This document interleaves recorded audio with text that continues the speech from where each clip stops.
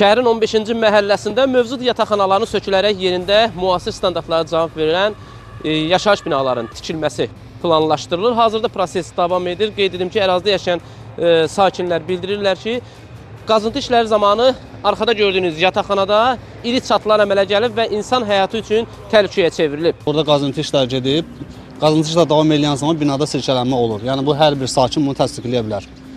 Plus da orada torpaq hər gün biraz daha sürüşür. Gətirib torpaq tökürlər yalandan, yəni orada bastırırlar onu, onunla iş bitmir də yəni. Arxa hissələrə keçib baxa bilərsiniz oradan. Yəni təhlükəli vəziyyətdədir, uçma ehtimalı var. Sıra gün gəliblər, katlavanlar girirlər, gecə bilmir, gündüz bilmir, betonlama verir. Sonra adamın əlində kartoşka soyursan, bıçaq sirkələnir. Yəni o dərəcədədir bu vəziyyət.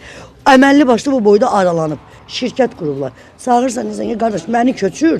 Heç bir yerdə belə qanun yoxdur. Məni köçür, istəyirsən bunun altından, üstündən çıx. Məsələ ilə bağlı ərazidə tikinti aparan Sumqayıt Bağlar şirkətindən Xəzər xəbərə bildirildi ki, sakinlərlə fərdi qaydada görüşlər keçirilib və ilkin mərhələdə razılıq əldə olunub. Bəzi sakinlər tikinti başa çatana qədər yüksək məbləğdə kompensasiya alaraq yataqxananı tərk etmək istəyirlər ki, bu da layihənin ümumi konsepsiyasına uyğun deyil. Qeyd edildi ki, sakinlərin müvəqqəti olaraq kirayə mənzillərdə yerləşdirilməsi planlaşdırılır. Tikinti işləri başa çatdıqdan sonra isə ailələr mərhələli şəkildə yeni təmirli mənzillərlə təmin ediləcək və ya qarşılıqlı razılıq əsasında hər ailəyə kompensasiya veriləcək.